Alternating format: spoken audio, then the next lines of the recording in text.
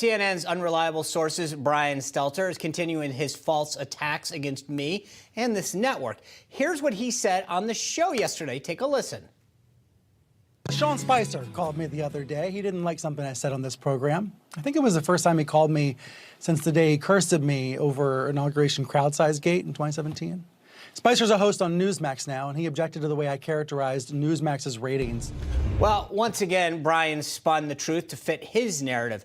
Here with reaction is host of the Trish Regan Show and editor-in-chief of TrishIntel.com, Trish Regan. Trish, good to see you. Hey, good to see you, Sean. You know, there is a bit of irony here. He calls the show reliable sources, right? The network has a hashtag facts first, but he tells lies and half-truth about this whole thing. He says that that's the first time I've called him. That may be technically true the first time I've picked up the phone, but we have seen each other actually in a green room in CNN when I did a segment up there a few years back. His show has reached out to me several times to be on it, ironically. He didn't mention that. I've turned him down the whole time. But it's interesting. What I called him about was the segment that he did where he lied about the size of the number of people that tune into Newsmax. It was actually 2.2 million people. He said that no one watched our network because it was hard to find.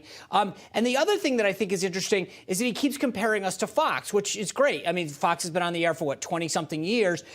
We actually beat CNN, and he never wants to talk about us compared to CNN or his show. That's interesting. I think the guy's a little bit jealous. That's my 2 cents. Look, what you have done, Sean, and what Newsmax has built is truly remarkable in an incredibly short amount of time. And what it tells you is that people are seeking out alternatives. They don't want something that CNN is trying to spoon feed them. They're questioning it, and they're looking elsewhere, as they should. I mean, I think every one of us has a responsibility to seek out alternative sources of information. And you know what? Newsmax has a different, shall we say, editorial viewpoint than CNN. Frankly, I'm horrified by some of what I hear on CNN. They present themselves as quote unquote news, and yet it's so biased. It's so much opinion. I'm sorry, it's not straightforward news. It is news characterized with this thread of opinion. So just own it, right? Like, admit what you are, for goodness sake. Don't try and pretend you're something else. And gosh, you know, I think they may just be a little perturbed. And what's interesting here is it's almost like they want to side with Fox. Right. They kind of want Fox to hold it all, and they don't want you guys making any kind of inroads. I wonder what's going on behind the scenes there. Right. Well, rounding out our company and joining us now is the executive editor of Newsbusters and host of the Newsbusters podcast, Tim Graham.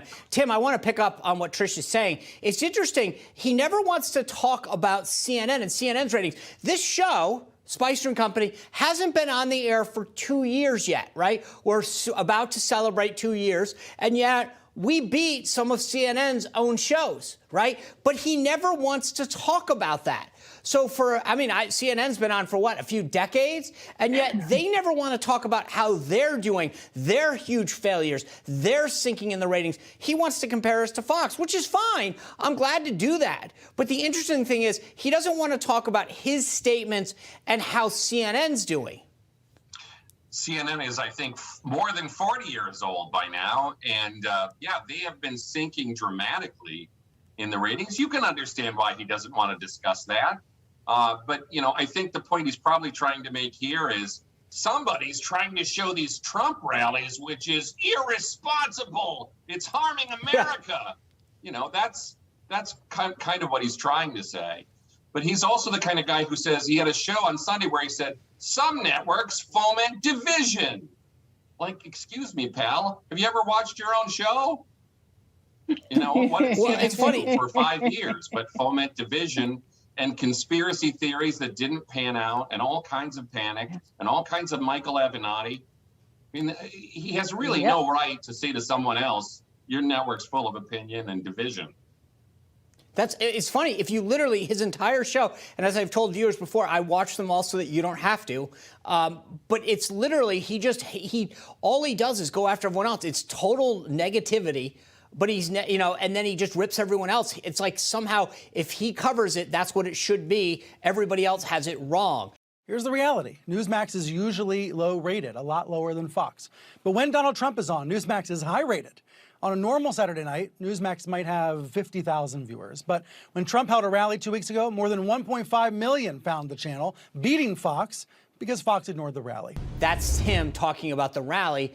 Obviously, he misses the point, right? The previous week, he had talked about the fact that no one knows where to find us, and yet clearly millions of people tune in. There is an interest in that. They don't want to cover it. They don't talk about it, and clearly there is an interest in it. John, they're finding you. That's what matters here. Again, it's such a young network. You are such a young show. They are finding you. They are seeking you out. And so, look, I think that's probably threatening to some people, but you should take heart in that. It's a great sign. No, we're very excited. And I think, Tim, I think the thing that's so interesting, if anyone had grown the way that Newsmax has, the number of people, and we're so excited and appreciative of the number of people who tune into the show and to this network, you would call this an amazing success in what we've done in 2 years. And yet, it's just amazing. They're sinking, we're soaring, and yet he looks at that as a bad thing. Well, from Brian Stelter's perspective, I mean, his real approach to conservative media is how can we crush it? How can we get cable operators to pull it? And when you have that mentality, it's really hilarious that they have a show called Democracy in Peril. And then it's like, how can we get all these conservative networks removed from the airwaves like we're the Soviet Union? It really is amazing. It blows my mind that they talk about free speech over there. And then basically, as you say, Tim, correctly, then talk about how to get people off the air. Right? It's a really amazing. Anyway, Trish, Tim, I appreciate both of you guys being on here and sharing your voices with us. We love free speech over here. Indeed. Hear, hear. Thanks.